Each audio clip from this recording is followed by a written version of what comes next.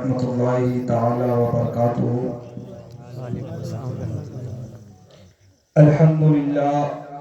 अल्हम्दुलिल्लाहि रब्बिल आलमीन वस्सलातु वस्सलामु अला सय्यदिल मुरसलीन व अला आलिहि व अस्हाबिहि अजमाईन।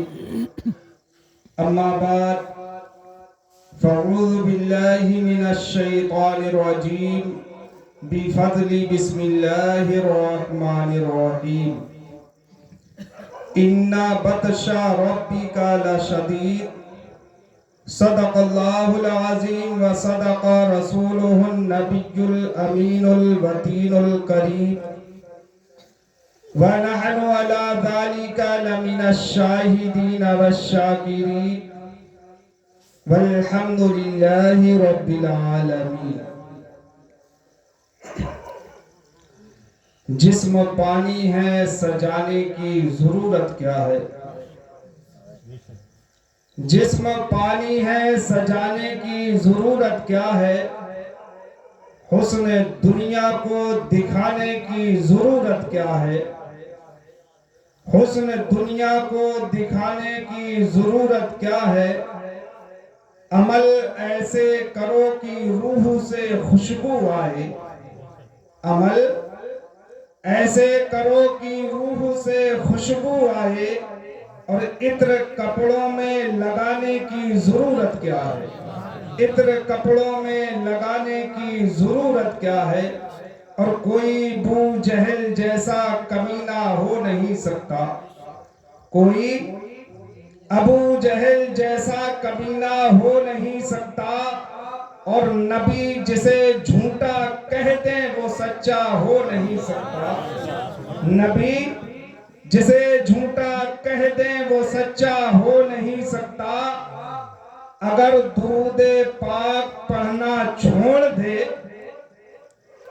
अगर दुरूदे पाक पढ़ना छोड़ दे तो दुनिया का कोई भी शहद मीठा हो नहीं सकता।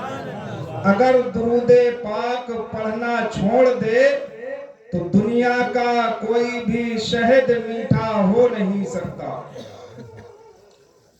आइए हम और आप सबसे पहले आकाए नामदार मदीने के ताजदार दोनों आलम के मालिको मुख्तार हम सब की इमदाद फरमाने वाले लंबे लंबे हाथों से भीख देने वाले आका कल मैदाने महशर में हम सब के काम आने वाले हम सबको तमाम मुसीबतों से उभारने वाले हम सबको तमाम बीमारियों में शिफा देने वाले आका हजरते अब्दुल्लाह के प्यारे हजरते बीबी आमना के दुलारे हजरते दाई हलीमा की आंखों के तारे हम सब के प्यारे जनाबे अहमद मुस्तफा मोहम्मद मुस्तफा सल्लल्लाहु ताला अलैहि वसल्लम की बेकस पनाह में एक मर्तबा बाआवाज़े बुलंद दुरूद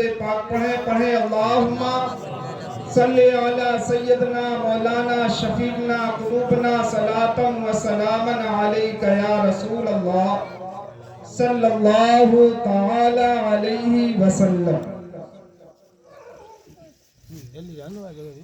आज हम तमामी लोग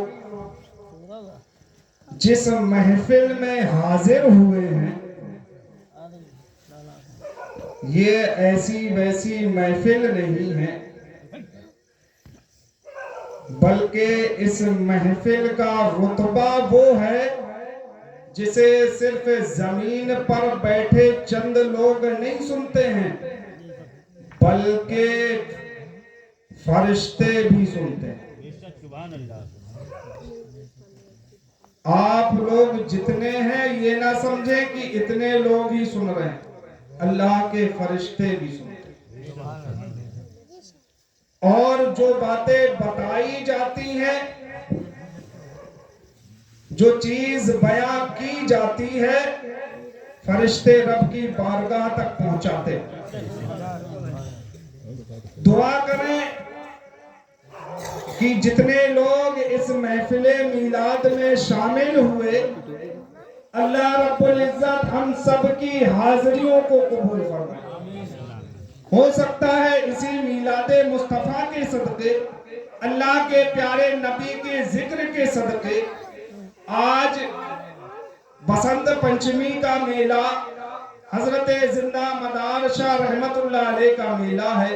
हो सकता है मदार शाह रहमतुल्लाह अलैह के सदके रब हमारे गुनाहों को माफ कर दे, क्योंकि ये मीलादे मुस्तफा किसी ऐसे वैसे की नहीं, बल्कि हम लोग जिस नबी को मानते हैं, जिस नबी के दीन में हैं, और जो नबी हम सब से अजीज है, उस नबी की मिलाद है। और वो नबी सिर्फ दुनिया में हम लोगों को अजीज नहीं, बल्कि हमारा महबूब रब को भी बहुत प्यारा है। और जो महबूब रब को प्यारा हो, उस महबूब का जिक्र किया जाए और उसकी महफिले मिलाद में शामिल हुआ जाए, तो ये समझे कि अल्लाह रब्बुल इज्जत हमारे गुनाहों को बख्श दे। मैंने अभी अभी जिस आयते करीमा की तिलावत की, रब तबारक व तआला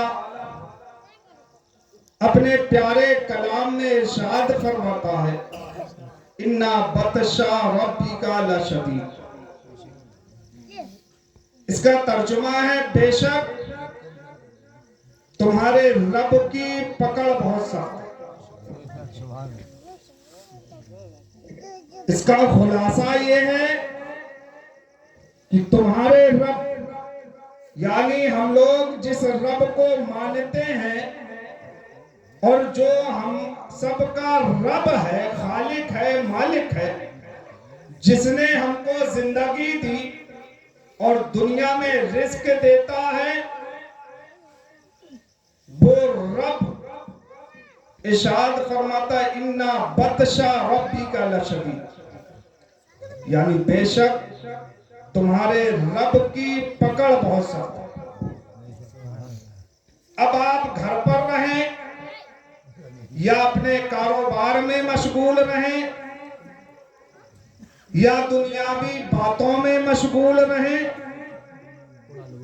जब रब की पकड़ आप तक आएगी तो दुनिया का कोई भी शख्स आपको नहीं बचाएगा। आप दुनिया के ऐशो आराम के सामान चाहे जितने मुहैया कर लें और चाहे जितनी चीजें अपने लिए फैसिलिटी के लिए मुहैया कर लें, जब रब का हुक्म होगा और रब की पकड़ सख्त होगी तो दुनिया में आपको कोई नहीं बचा पाएगा। अगर कोई चीज बचाने वाली है तो वो नमाज है। आप दुनिया में कितने भी नेक काम कर लें, कितना भी सवाब के काम कर लें, अगर आप नमाज तर्क करते हैं तो आपको उसका हिसाब देना। आज मिलादे मुस्तफा पर शामिल हुए, ये इबादत है, फर्ज नहीं, और नमाज फर्ज है। अगर नमाज तर्क कर दी उसका हिसाब देना पड़ेगा, और कहीं अगर कोई सवाब की नियत से जा रहे हैं, कोई जरूरी काम आ गया और वहां तक नहीं पहुंच पाए, आपने अगर किसी चीज को सोचा, जब फरिश्ते, हर शख्स के पास दो फरिश्ते होते, एक आपकी नेकी लिखता है, एक आपके गुनाह लिखता है। जब बंदा गुनाह करने की सोचता है तो रब फरिश्ता लिखने लगता है, रब कलम पकड़ लेता है, रब हुक्म देता है रुक जा अभी लिख मत, फरिश्ता कहता है रब फला शख्स फला गुनाह करने की सोच रहा। अब समझे हमारा रब कितना रहमान है।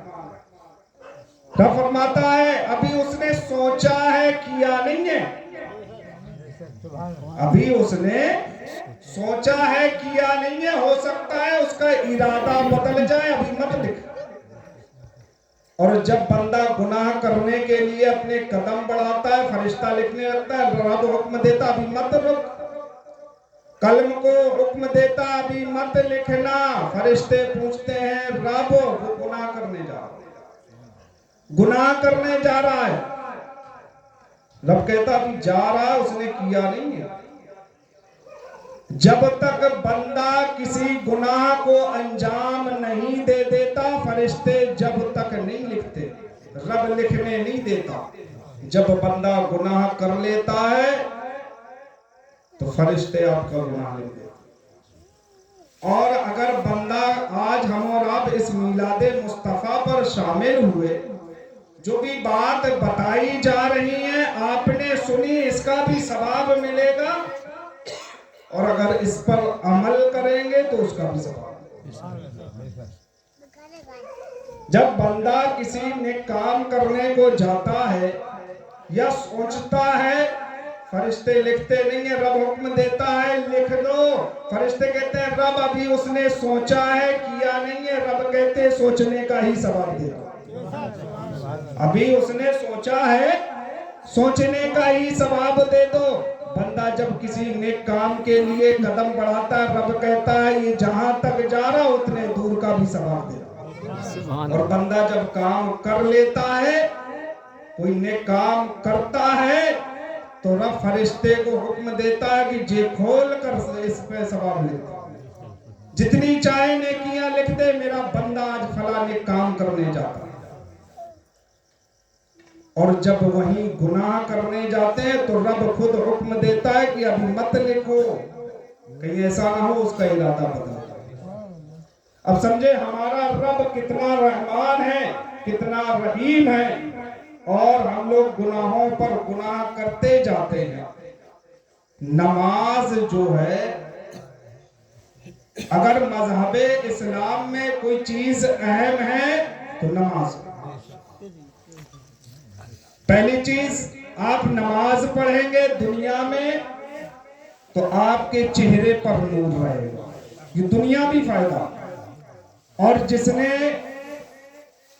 नमाज पढ़ी और नागा ना किया, नमाजों को तर्क ना किया, पढ़ता रहा, इंशाअल्लाह उसका बुढ़ापा आ जाएगा, कभी लाठी का सहारा नहीं लेगा। और जब कब्र में जाएगा, आज हम और आप किसी कमरे को बनाते हैं, उस पे रोशनी का इंतजाम करते हैं। बाहर से लोग बुलाते हैं कि मैंने फला रूम बनवाया है, उसे इतना बेहतर बनाया, इसमें बेहतर से बेहतर लाइटें लगा दो। रोशनी का इंतजाम ऐसे करते हैं कि इसमें बेहतर, जो आज के दौर में सबसे बेहतर रोशनी का इंतजाम हो, मेरे कमरे में मुहैया। क्या आप नहीं चाहते कल कब्र में जाएंगे हमारी कब्र रोशन? जिस तरीके से दुनिया में अपना मकान, अपना कमरा रोशन करते हैं, इसी तरीके से कब्र भी रोशन करनी है। जब आप कोई काम करेंगे ही नहीं, नमाज पढ़ेंगे ही नहीं, तो कब्र में आपके रोशनी कहां से आएगी? जब आपके कब्र में रोशनी नहीं होगी, अंधेरा होगा, तो अब ये समझे कि अंधेरे में फिर आप वहां कैसे रहेंगे? अंधेरा रहेगा और अंधेरे में कैसे रहेंगे? दूसरी चीज, जब मैदाने महशर कायम होगी तो वहां भी नमाज का हिसाब होगा। मेरे भाई, आप दुनिया से लेके और मैदाने महशर तक अगर कोई चीज काम आएगी तो नमाज काम आएगी। आज हम और आप इस मिलाद में शामिल हुए, अल्लाह रब्बुल इज्जत हम सबको ये दर्स दे, जो बातें बताई गई, रब इन पर अमल करने की तौफीक अता फरमाए। आमीन। कल से अपने दिल में ये अहद करें कि इंशाअल्लाह अगर पांचों वक्त नहीं जा पाते हैं, अपने कामों में मशगूल हैं, तो एक वक्त की आदत डालें, अपना वक्त निकालें। मस्जिद पहुंचे। मस्जिद पहुंचने के बहुत सारे फायदे हैं। मस्जिद वो जगह है जिसे हदीस में आया है कि मस्जिद जन्नत की क्यारियों में से एक क्यारी। जब आप मस्जिद जाएंगे तो हर रोज जन्नत की क्यारी में बैठ के आएंगे। मरने के बाद याद करते हैं, हाफिज साहब को बुला ले, हाफिज साहब दुआ करते हैं, या रब फला चला गया, इसके लिए जन्नत की क्यारियों में से इसकी कब्र को एक क्यारी बना दे। और दुनिया में जो जन्नत की क्यारी है उससे जाते रहना। दुनिया में काम भी जरूरी है, दुनियावी असबाब बनाने हैं। आज का वक्त महंगाई का दौर है, अपने खर्चे भी चलाने हैं, उसके साथ साथ इतना वक्त निकालें कि हमें नमाज भी पढ़नी। जिस तरीके से आप वक्त निकालते हैं कि मुझे 9 बजे फला चीज की ड्यूटी पर जाना है, इसी तरीके से आप वक्त निकालें कि मुझे 2 बजे फला नमाज पढ़नी, मुझे 4 बजे फला नमाज पढ़नी है, मुझे फला बजे मगरिब की नमाज पढ़नी है, रात में मुझे इशा की नमाज पढ़नी है। वक्त निकालें। दोपहर में अगर किसी जगह ड्यूटी पर होंगे, टिफिन लेकर जाते, दोपहर की याद रहती है कि दोपहर में लंच ले जाना चाहिए। मैं फला जगह काम पर जा रहा हूं, अगर लंच बॉक्स नहीं ले जाऊंगा दोपहर में क्या खाऊंगा, 1 घंटे की छुट्टी मिलेगी, बैठा रहूंगा। अगर उसी दरमियान ये सोच लें कि मैं फला जगह ड्यूटी पर हूं, 1 घंटे का लंच का वक्त मिला, उसी वक्त जुहर की नमाज अदा करूं, 2 फायदे हो जाएंगे। आप ड्यूटी करते बैठे रहे, आपकी नसें जाम हो गई, आप खाना खाएंगे और जोहर की नमाज पढ़ेंगे तो आपकी कसरत भी हो जाएगी, खाना भी हजम हो जाएगा और आपकी नमाज कज़ा भी नहीं होगी।